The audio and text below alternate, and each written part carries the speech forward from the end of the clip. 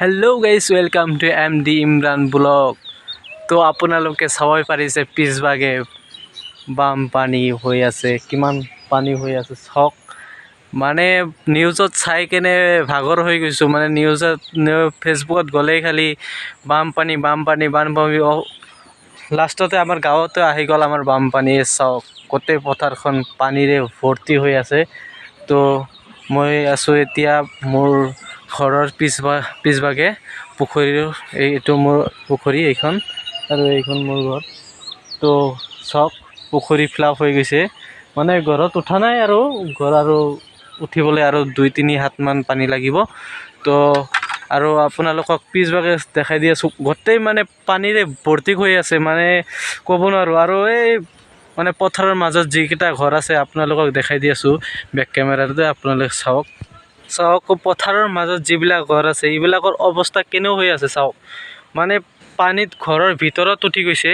তো সিহঁতে কেনে অৱস্থাত আছে গম নাপাওঁ তো সিহঁতে বহুত কষ্টতে তাৰমানে ঘৰৰ ভিতৰত আছে, ঠাণ্ডা পৰা এইবিলাক মানে বাদ দিয়ক, আৰু থকাটো অলপ কষ্ট হৈ গৈছে। আৰু বহুকেইটাই মানে মাথাউৰি আছে, মাথাউৰিত যাই কেনে উঠছে। তো য'ত মানে অলপ থাকিবলৈ ঠাই পাই আছে তাতে যাই মানে মানুহে ৰখি আছে এতিয়া। আৰু উপায় নাই, আৰু পানী হ'লে আৰুতো একো কৰিব নোৱাৰে না।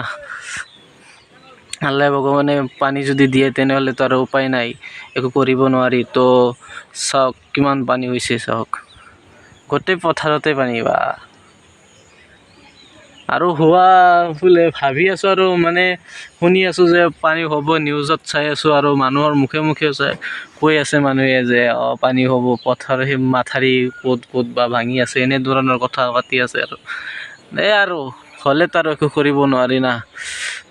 তো মানে মানুহৰ পানী হ'লে আৰু বহু বস্তু নষ্ট হৈ যায়, বা খোৱা বস্তু ধান চান কিবা কিবি আৰু থৈ দিয়ে, সেইবিলাক এনেকুৱা চিষ্টেমত ঘৰ চৰ থাকিলে পথাৰৰ মাজত এইবিলাকৰতো ক'তো মানুহে থাকিব নোৱাৰোঁ, আৰু ধান চান এইবিলাক আশা বাদ দিব লাগিব। তাৰপিছতো ইম্পৰ্টেণ্ট বস্তু হ'ল কাগজ পাতি, মানে ডকুমেণ্টছ যিবিলাক আছে সেইবিলাক মানে যত্নৰে ৰাখিব লাগিব। আৰু মানে মানুহেও বাচি থাকিব লাগে, সেইবিলাকো বাচিব। মানে পানী আৰু কেইদিন থাকিলে এসপ্তাহমান থাকিব। কাগজ পাতি যদি হেৰাই যায় তাত আৰু ক'ত পাব, সেইবিলাক আৰু অলপ মানে চাই চিন্তি ৰাখিব লাগিব। আৰু তো ভালকৈ চাওক পানী কিমান হৈছে। আৰু ময়ো কালি মানে কলেজত আছিলোঁ, কালি মানে ঘৰত আহিলোঁ, 1 মাহ পিছত আমি ঘৰত আহিলোঁ। তো পানীৰ এনেকুৱা পৰিস্থিতিৰ কাৰণে মই ঘৰতে আহি গ'লোঁ। তো পানীত আহোঁতে মানে এনে প্ৰব্লেম হোৱা নাছিল, আমাৰ ঘৰতে আহাৰ সময়তে অলপ মানে পানী হৈছিল, তাও আহি গৈছোঁ। আৰু তো ঘৰত থকাটো অলপ বেলেগ না, বাহিৰত থকাতকৈ। ঘৰততো মানে যিমানেই পানী হওক না, ঘৰৰ বাহিৰত ক'তো শান্তি নাই না।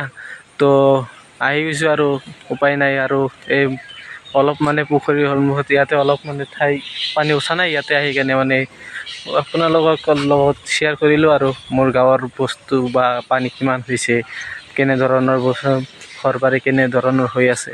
তো সেইটোৱে আপোনালোকক শ্বেয়াৰ কৰিলোঁ। এইখিনিয়ে মানে ভিডিঅ'। আৰু গোটেই ঠাইতে মানে পানী, আৰু ক'ত পানী হৈছে আপোনালোকে কমেণ্টত কৈ দিব।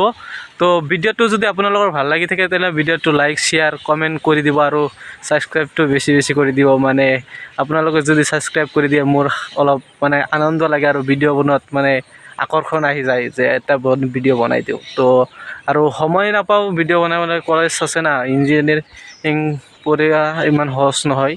তো তাতে বহুত সময় নাপাওঁ, সেইকাৰণে আৰু আজি ঘৰত আহিলোঁ, এটা ভিডিঅ' বনাই দিলোঁ। আৰু তো বাই বাই।